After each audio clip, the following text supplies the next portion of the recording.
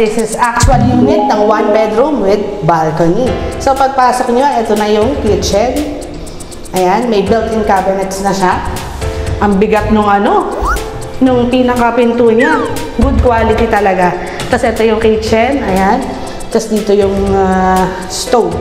Tapos, ito yung nakaready na siya yung range hood. So, nakaready na yung range hood. So, ito yung switch niya. Ganyan yung switch niya.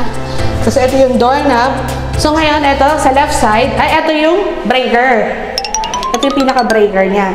Tapos, sa left side, yung toilet and bath. So, pasok tayo. So, ito yung shower niya, oh. Mataas. Mataas yung shower niya. Ayan. Tapos, may faucet. Tapos, dito sa kabila, ito naman yung toilet. O, brand new. May plastic pa siya, oh. Ayan. Tapos, may space for washing machine. Ayan, may gripo. Naka-ready na rin siya. Saksakan ng washing machine. Tapos, ito yung sink. Ang ganda ng sink niya, oh. May cover na yung ilalim. Yung ilalim niya naka-cover. So, neat na siya tingnan. May space siya dito. Para naka-ready na siya sa refrigerator. Ito yung space niya.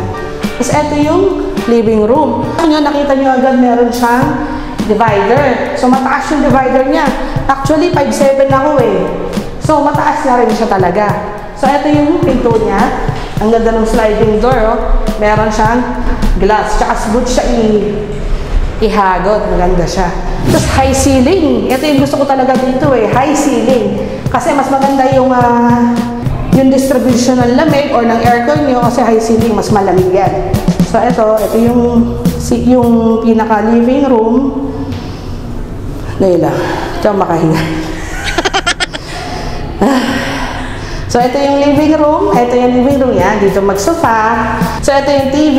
Dito kayo maglagay ng TV kasi naka-ready na yung saksakan niya, oh. Naka-ready na siya. Tsaka maganda yung space niya. Parang meron siyang elevated na parang design eh. Or sofa. Ayan, lagay kayo dyan.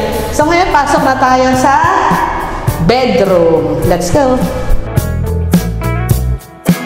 So, high ceiling pa rin siya. So, naka-ready na yung split type aircon. Ilalagay nyo. Pag split type aircon, mas tipid kasi sa kuryente pag split type eh. So, naka-ready na siya. So, ito, glass window. Ay, sorry. So, glass window. Ay, yung space niya. Queen size beds. So, ito yung space niya, ayan. Pag gusto nyo ng fresh air, yan, pwede naman buksan to. Punta naman tayo sa balcony. O, diba? Ang sarap. Yung bedroom nyo, katabi ng balcony. Pwede kayong dito. Tumambay, diba? Ang ganda ng view, oh. O, maglagay kayo ng table, kape-kape dyan. So, ito yung light 1. Katapat niya, light 2. Ang angas, diba? Katapatan yan. Tapos sa baba niyan, tapatan din yung wall dyan. Magkakamall doon, magkakamall dito, di ba? Ito yung gusto ko sa light 2 eh. May siya eh. May angas. May angas talaga yung dating niya. You can contact me on my Facebook, on my YouTube, and you can also call me on Viber and WhatsApp dito sa number na to. Subscribe and follow. Thank you for watching. This is Bless De Los Santos, IMP International Sales ng SMDC. A quick dip just outside.